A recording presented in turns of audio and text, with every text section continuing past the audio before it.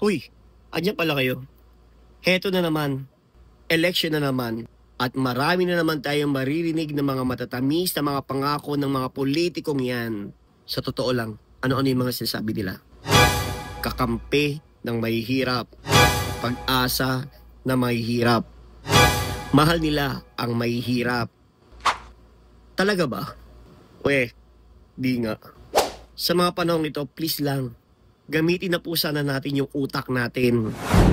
Sinusuyo tayo ng mga politikong yan sa mga ganitong panahon. Pero kapag dating nung time na kakailanganin natin sila at pupuntahan sa kanilang mga opisina, paliligoy-liguyin at pababalik-balikin lang kayo niyan. What? Kaya piliin po natin kung sino yung para sa tao.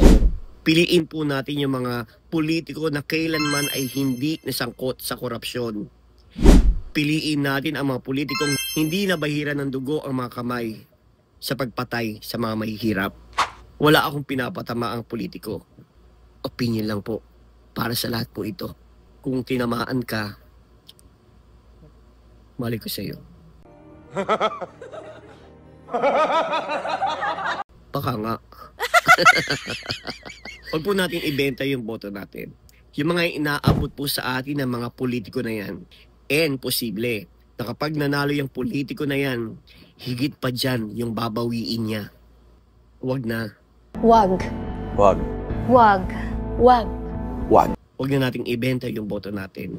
Isipin natin ang kapakanan ng kinabukasan ng mga kabataan sa mga susunod na henerasyon.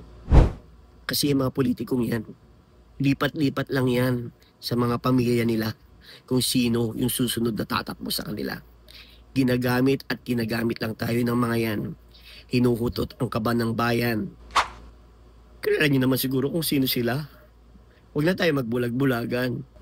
General po ito. Ang mag-react, pikon. Anyway, yun naman po yung katotohanan. Tanggapin na natin yun.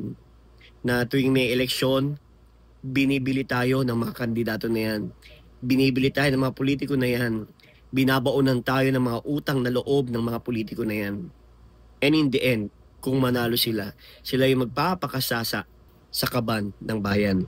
Hindi naman lahat, meron pa naman mga ilang mabubuti at yun yung piliin natin.